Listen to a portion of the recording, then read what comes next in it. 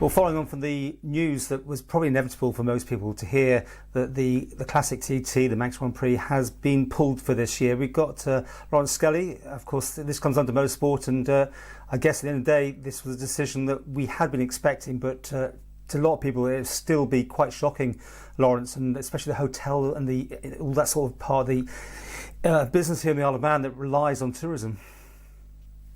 Yes, you're right, Paul. I mean, it's. I'm sure many people may have expected it, and but what we wanted to do is to make a decision as far in advance as we possibly could, and this is 4 months in advance, and really we had to take everything and everybody in that consideration. And and I think the fans in particular will be obviously bitterly disappointed because of course TT's been cancelled, and now this is Classic TT and the Grand Prix at the same time. So it's very sad, but I think it is the right and prudent thing to do at this stage. But as you say, it's a long way away. I mean, could it not have been done behind closed doors in the sense of not allowing anybody in, but still getting just the competitors to take part and giving them some sort of test? And they're talking about this new 60-minute test that might be coming online, but you just think it had to be done this far ahead?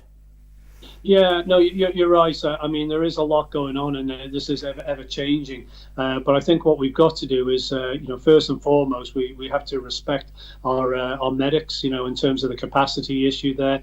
Clearly, a motorsport event does put on severe pressure in terms of our health service, and then you've got the issue there with regards to the borders, the travel, and along with that, I think is also will people have not just the confidence to travel, but will they have the funds to actually travel at that time too? So there is a fiscal impact, I think, in people's pockets that we'll be feeling, as well as the confidence factor. So as all those things put in the mix, it did come to that quite obvious conclusion. I was trying to talk to a hotelier today, and he said he was just too busy doing refunds. I mean, this is just knock after knock after knock for this part of the sector. Yeah, you're right, Paul, and we really feel for them, and that is something that we're going to move into that particular phase now as we return certain sectors to the economy. The construction and horticulture are just the most recent.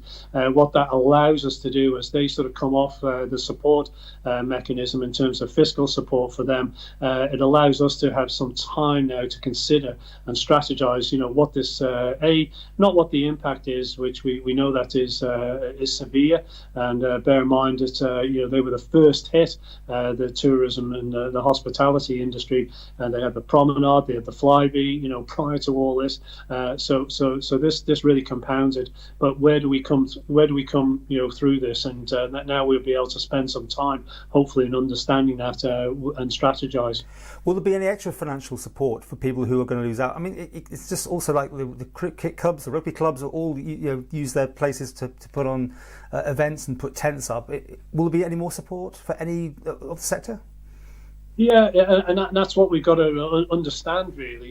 As we go through these different phases, you might see. So the hospitality industry, who are already reviewing and understanding how they can operate in this new world, the new normal, as you keep hearing. So how can they operate? Tourism is a very, very different animal. Hospitality feeds off tourism very, very clearly, but we've got to be able to understand what does that mean. There's been talk about staycation market, for example. Whilst tourists may not be coming here, and I think we have best part of 300,000 of them when you think of pure tourists and friends and family, but we may not be going anywhere else either, or very few of us will be. So subsequently, that means that our pound that we have on the Isle of Man, and this gets into the Spend Local potential campaign and the value of the multiplier effect, Paul. So the staycation market is something that will be something we will be looking at very, very shortly. And is there any light at the end of this tunnel for people in tourism? Well, I think the resilience, is what's going to need to test us here, and not just resilience but innovation in terms of how we can market ourselves, because I think as we come out of it, other places will be at the same time. So we look at the Isle of Man not just as a tourism destination but also a business destination too at the same time. So these will be the challenges, but I think the Isle of Man and its spirit in resilience and innovation will hopefully shine through. And when you sat around the Coleman table, was this a heated debate to make this decision, or were you all of one opinion? No, I think it was an acceptable decision to make, and bear in mind, the discussions that were going on with regards to the promenade. This is the opportunity, if you like, that can there be accelerated works, which you heard about just last week? Yes, and what that does do, it allows them, Department of Infrastructure, working with the contractor there, to have a real strong run at this, and hopefully have it done.